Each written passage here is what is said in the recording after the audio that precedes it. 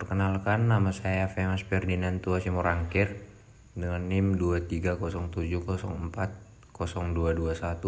Saya akan menjelaskan tentang tema saya, yaitu neraca pembayaran Indonesia melalui analisis neraca pembayaran Indonesia dalam konteks ekonomi global.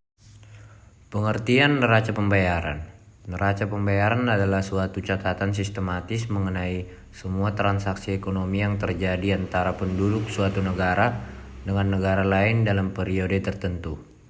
Neraca pembayaran terdiri dari beberapa komponen utama.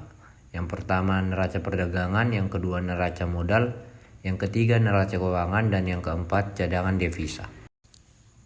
Komponen neraca pembayaran. Yang pertama adalah transaksi berjalan, yang di dalamnya terdapat ekspor dan impor barang, jasa seperti pariwisata, transportasi, dan lain-lain, pendapatan seperti gaji, bunga, dan dividen, transfer seperti remittasi dan hibah. Selanjutnya transaksi modal. Seperti yang ada di dalamnya adalah hibah modal, penghapusan hutang, dan perpindahan aset tetap. Selanjutnya transaksi finansial.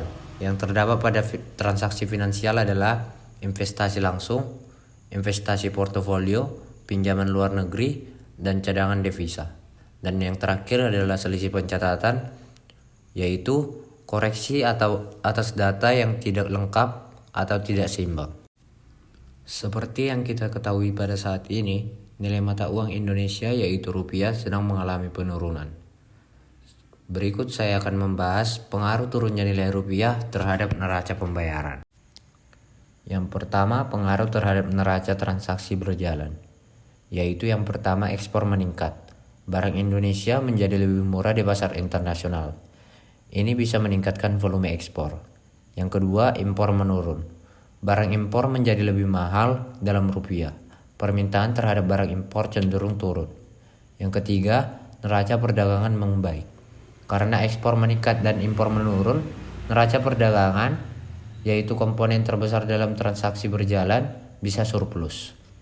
Namun, ada catatan penting pada pengaruh tersebut, yaitu yang pertama, ketergantungan pada impor bahan baku dan energi bisa menyebabkan biaya produksi dalam negeri naik. Yang kedua, jasa dan pendapatan primer seperti pembayaran bunga utang luar negeri justru memburuk karena harus dibayar dengan valuta asing. Yang kedua, pengaruh terhadap neraca modal dan finansial, yaitu yang pertama, penanaman modal asing bisa terhambat. Hal ini dikarenakan ketidakstabilan nilai tukar bisa membuat investor asing ragu menanam modal. Yang kedua, arus keluar dana asing atau capital outflow.